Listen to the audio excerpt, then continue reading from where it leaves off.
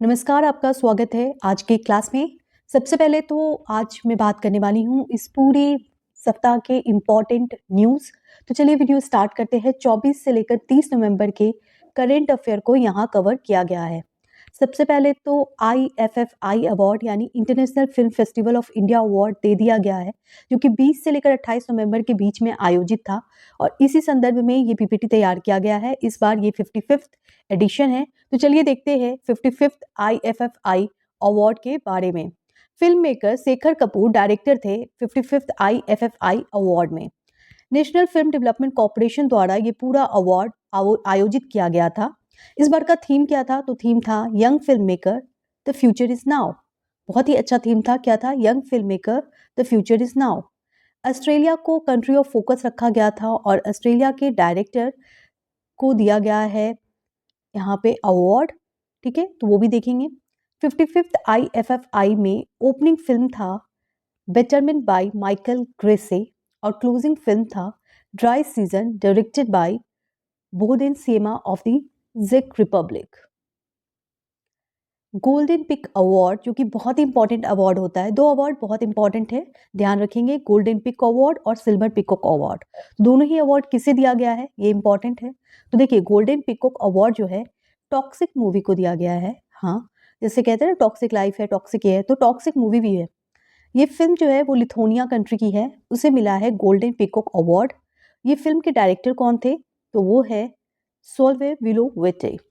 ठीक है, नाम याद रखें, सोले विलियोवेटे, जो कि डायरेक्टर है टॉक्सिक मूवी की, जिसे दिया गया है गोल्डन पिकॉक अवार्ड। सत्यजीत रे लाइफ टाइम अचीवमेंट अवार्ड दिया गया है Australian film director Philip Noyce को। Personality of the year, Indian personality of the year रहे विक्रांत मैसी। तो आपसे पूछा जाएगा सत्यजीत रे लाइफ टाइम अचीवमेंट अवार्ड किसे दिया गया है? तो Australian film director Philip Noyce को दिया गया है। कौन है Indian personality of the year? तो वो है विक्रांत मैसी।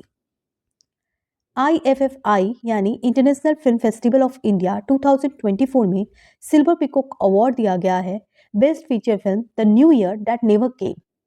ये डायरेक्ट किया गया था बोगदान मोशेनाव सानू के द्वारा। बेस्ट वेब सीरीज कौन सा था? तो लैम्पेन, जो कि सोनी लाइव पे दिखाया गया था। ये मराठी वेब सीरीज है, जो कि डायरेक्टर कौन है इसके? निपुण अविनाश धर्म अधिकारी। बेस्ट इंडियन डिब्यूट डायरेक्टर कौन है? नवजोत बंदिवेदकर। मराठी फिल्म गरत गणपति ने best debut Indian director award जीता है। एशियन डेवलपमेंट बैंक के डायरेक्टर अपॉइंट हुए हैं मोसाटो होंडा, जो कि टॉप करेंसी डिप्लोमेट है जापान के। इन्हें प्रेसिडेंट बनाया गया है एशियन डेवलपमेंट बैंक का। ये 59 ईयर्स के हैं और ये सक्सीड करने वाले हैं मसात्सुगु असकावा को। और इनका ऑफिस स्टार्ट होने वाला है 24 फरवरी 2025 से। एशियन डेवलपमेंट बैंक बहुत ही इंपॉर्टेंट बैंक है, उसके बारे में जानते हैं। एशियन डेवलपमेंट बैंक बना था 19 दिसंबर 1966 में, जिसका हेडक्वार्टर मनीला फिलीपींस में है। अभी इसमें टोटल मेंबर 69 हैं और जो रिसेंट कंट्री ज्वाइन की है वो है इजराइल। ध्यान रखें, इजराइल इसकी रिसेंट कंट्री है जो कि एशियन डेवलपमेंट बैंक को ज्वाइन की है। सवाल ये आता है कि क्या एशियन डेवलपमेंट बैंक में सिर्फ एशिया की कंट्रीज है? तो बिल्कुल नहीं, एशियन डेवलपमेंट बैंक में डेवलप्ड कंट्रीज भी है। ये UPSC 2019 का सवाल था। चलिए आगे बढ़ते हैं। एशियन डेवलपमेंट बैंक के बारे में आपने जान लिया, ये कब बना था, इसका हेडक्वार्टर कहाँ है, और अभी हाल में मोसाटो कोंडा को इसके प्रेसिडेंट अपॉइंट किए गए हैं। अपॉइंटमेंट की बात कर लेते हैं तो देखिए, हरिनी अमर सूर्या जो कि श्रीलंका की प्राइम मिनिस्टर चुनी गई हैं और शिगेरू इशिबा जो कि जापान के प्राइम मिनिस्टर सेलेक्ट हुए हैं। ये दोनों इंपॉर्टेंट अपॉइंटमेंट है, तो एज अ रिवीजन हम इन दोनों के बारे में जान रहे हैं। ऑबिचुरी देख लेते हैं तो देखिए, अमिया कुमार बागची, अभी हाल में इनकी डेथ हो गई है। ये एक जाने माने इकोनॉमिस्ट है, इकोनॉमिस्ट भी है और हिस्टोरियन भी हैं। इनकी कुछ किताब जो बहुत ही फेमस है, जैसे private investment in India, deindustrialisation in colonial India, इस तरह की इनकी मुख्य किताबें हैं। आपसे एग्जाम में सवाल आएगा अमिया कुमार बगची कौन है? तो वो एक इकोनॉमिस्ट हिस्टोरियन है। ओबिचुरी की बात करें तो वर्ल्ड के सबसे ओल्डेस्ट मैन यानी जॉन टेनिस वुड क्या निधन हो गया है और इनकी जो एज है वो है 112 ईयर्स, यानी 112 साल में इनकी डेथ हुई है। ये पूरे विश्व के सबसे ओल्डेस्ट मैन हैं। इनका नाम क्या है? John tennis would. Animal husbandry report आया और ये रिपोर्ट बहुत ही इंटरेस्टिंग है। मिल्क प्रोडक्शन में सबसे नंबर 1 पे कौन सा स्टेट है? उत्तर प्रदेश, देन राजस्थान और फिर मध्य प्रदेश। अगर हम बात करें मीट प्रोडक्शन की, तो मीट प्रोडक्शन में कौन सा है? तो वो है वेस्ट बंगाल, उत्तर प्रदेश और महाराष्ट्र। अगर हम एग प्रोडक्शन की बात करें तो नंबर 1 है आंध्र प्रदेश, तमिलनाडु और तेलंगाना। और अगर हम वुल प्रोडक्शन की बात करें तो वो है राजस्थान, जम्मू एंड कश्मीर एंड गुजरात।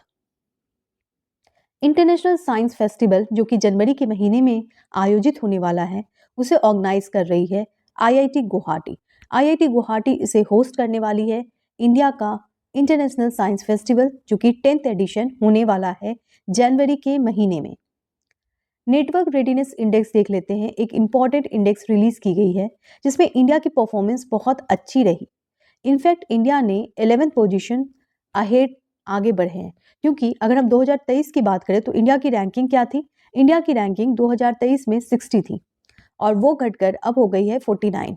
घटकर या बढ़कर कहेंगे, क्योंकि उल्टा रैंकिंग अच्छा होता है ना, जो फर्स्ट करते हैं वो अच्छे हैं, 10 से तो ज़्यादा बेटर माने जाते हैं ना, तो बस वैसे ही रैंकिंग है। तो इंडिया की रैंकिंग अच्छी हुई है क्योंकि अब इस बार हमारी रैंकिंग 49 आई है और पिछले साल हमारी रैंकिंग क्या थी? 60 थी।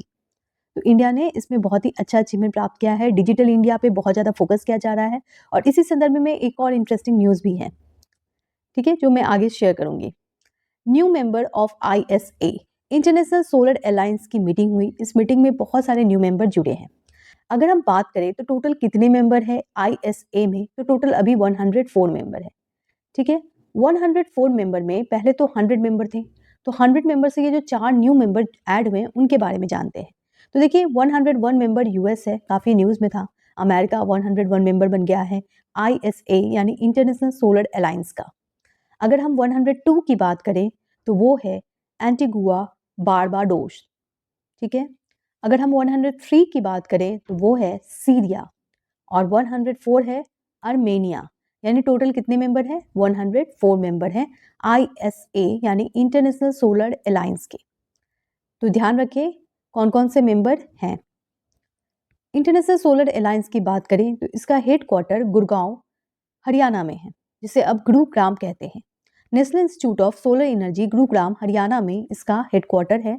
वही ये बनाया गया था पेरिस में और इंडिया और फ्रांस इसके फाउंडिंग मेंबर है और इनफैक्ट अभी हाल में इंडिया इसका प्रेसिडेंट भी है और vice president France. Director general अभी हाल में इसका है अजय माथुर।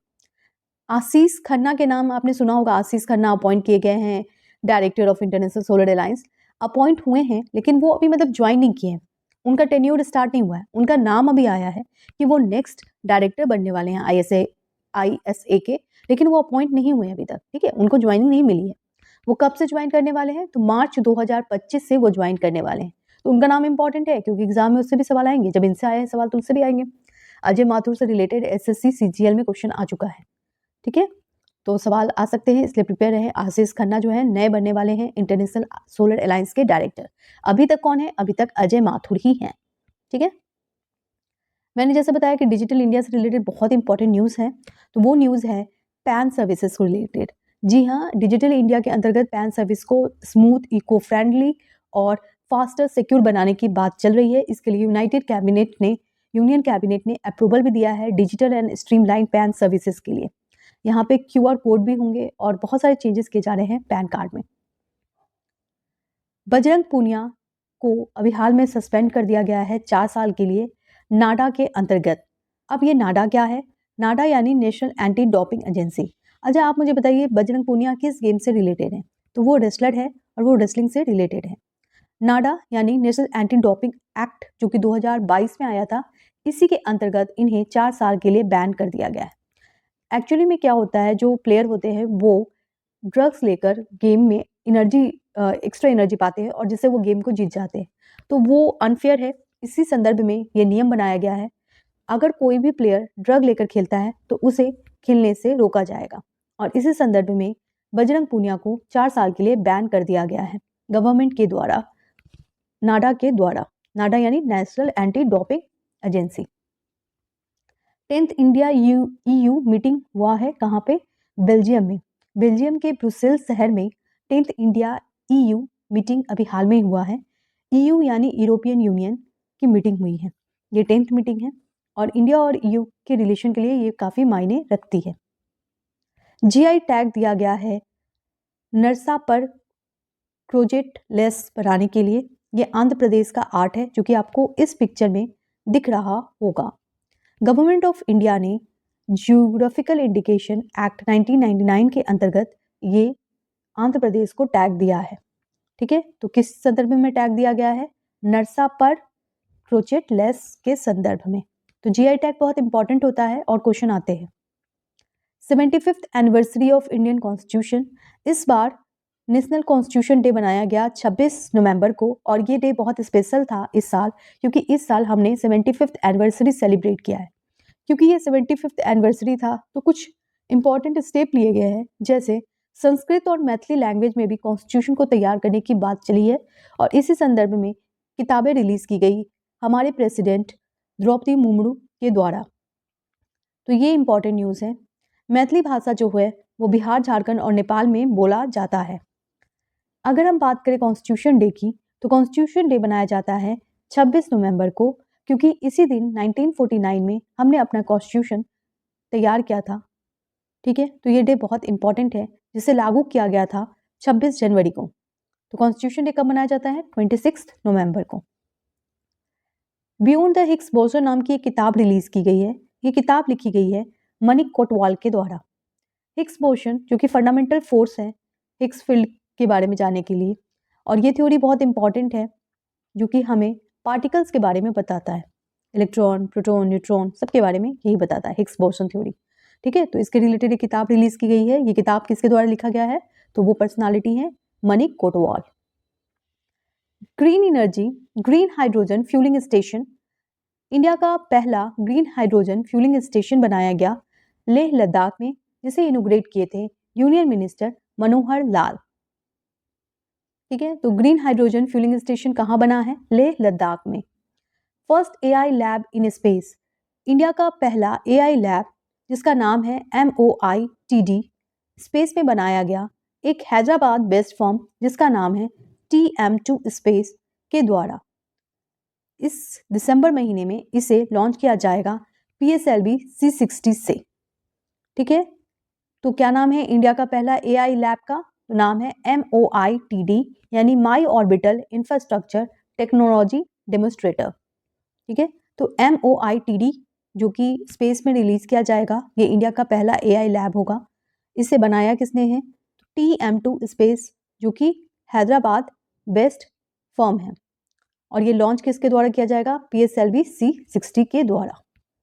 ठीक है, तो बहुत ही बड़ी अचीवमेंट है।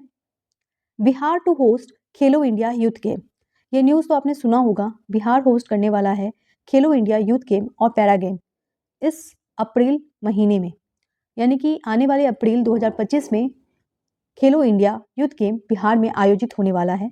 इससे पहले खेलो इंडिया यूथ गेम 2024 आयोजित हुआ था तमिलनाडु में। इंपॉर्टेंट डेज की बात करें तो एक डे तो हमने बता दिया आपको पहले, वो था 26 नवंबर को हम लोग क्या मनाते हैं? National constitution day. आगे देखते हैं कुछ और भी इंपॉर्टेंट डेज, जैसे इंटरनेशनल जैगुआर डे जो कि 29 नवंबर को सेलिब्रेट किया गया। जैगुआर जिसे हम पैंथरा भी कहते हैं, रिपोर्ट भी कहते हैं, ये नियर थ्रेटेड स्पीसीज है और IUCN लिस्ट में से रेड लिस्ट में रखा गया है। 29 नवंबर को बनाया जाता है international day of solidarity with the Palestine people, जिसमें पैलेस्टीन पीपल के प्रॉब्लम्स को हाईलाइट करने के लिए ये डे बनाया जाता है 29 नवंबर को। ये कुछ इंपॉर्टेंट करंट अफेयर।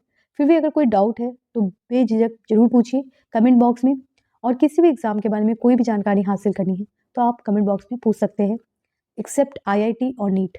उसके अलावा कोई भी एग्जाम है, जो भी कॉम्पिटिटिव एग्जाम है जैसे SSC, IBPS, CLAT, CUET, कोई भी एग्जाम है तो आप जरूर पूछें। ठीक है।